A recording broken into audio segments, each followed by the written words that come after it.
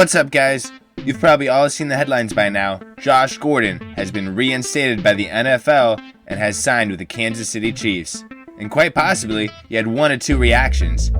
Either you were annoyed that the stacked Chiefs, coming off of 2 straight Super Bowl appearances, now are adding another massive weapon to go alongside the likes of Tyreek Hill and Travis Kelce, or you simply rolled your eyes having seen this song and dance before, with Gordon being suspended, reinstated, just to get suspended yet again. But today I want to take a dive into the new CBA that was just signed in 2020 and see how the new drug testing rules could impact him, and also take a look at Gordon as a player, who is now 30, and try to judge how he'll actually be able to help the Chiefs this season and beyond. The new CBA was signed between the NFL and the Players Union on March 15th of 2020.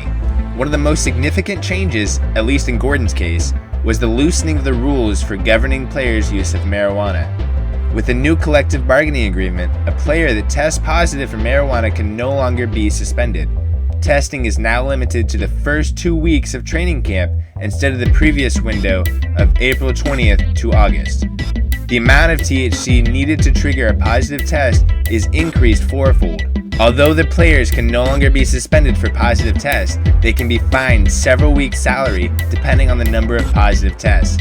However, the first time you test positive, you will be mandated to attend a treatment program.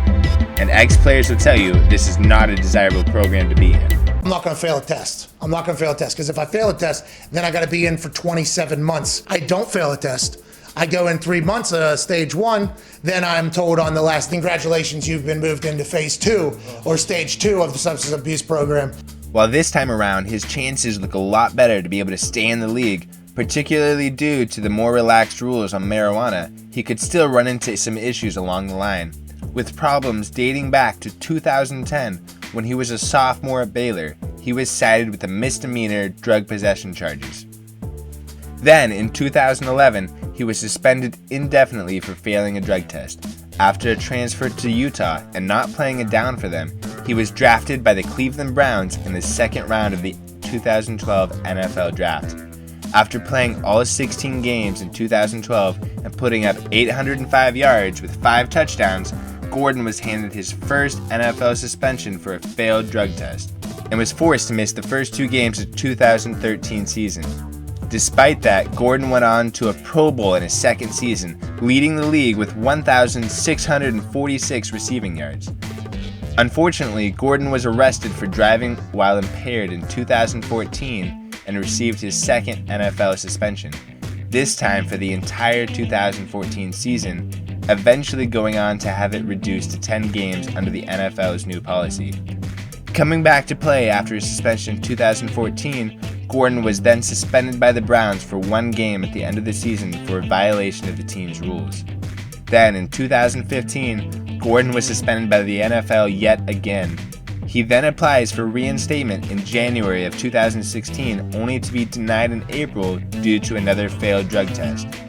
Finally, in 2016, Gordon was reinstated by the NFL under the terms he can take part in training camp, but is still suspended for the first 4 games of the regular season.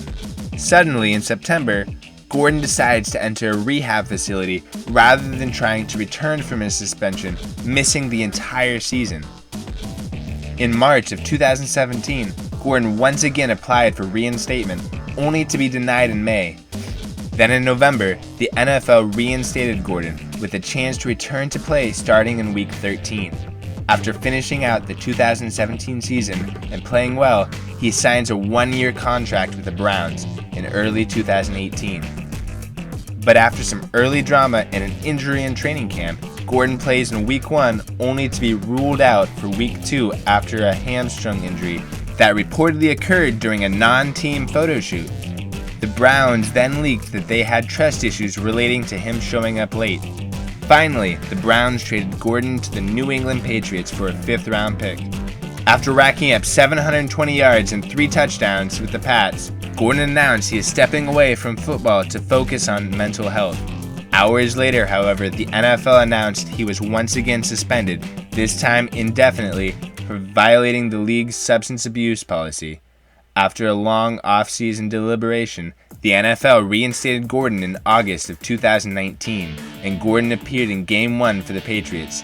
However, after an injury in October against the Giants landed him on injury reserve, he ended up being waived by the end of the month. The Seattle Seahawks then claimed him off the waivers. After passing a physical, he appeared in 5 games for the Seahawks, racking up 7 catches for 139 yards. Then once again in the middle of December of 2019, he was suspended indefinitely, this time for performance-enhancing substances and substance abuse. He would sit out the entire 2020 season due to his suspension despite re-signing with the Seahawks. And that brings us to today, where Josh Gordon has once again been reinstated by the NFL after the NFL reported that he has completed their substance abuse program. As I previously mentioned, Josh Gordon is now 30 years old, and for a lot of NFL wide receivers that is well past their prime. Mohamed Sanu and Jermaine Kearse, who came into the league at the same time as Gordon, are both well out of their primes, the latter being retired for the last few years. But there are still a few things to take into consideration. First, Gordon has only appeared in 63 games over the course of the last 9 seasons, missing all of 2014, 15, and 2020 seasons, while also having played in all 16 games in a season only once in his rookie year. So it isn't unreasonable to say that Gordon could potentially be a lot healthier physically depending on how well he has taken care of his body over his career. The other thing to take into consideration is simply Josh Gordon is built different. Heralded as the next Megatron when entering the league, Josh Gordon is 6'3" and could run a 4.40. He is the big-bodied possession receiver you want to throw 50-50 balls and go to on 3rd down or in the red zone.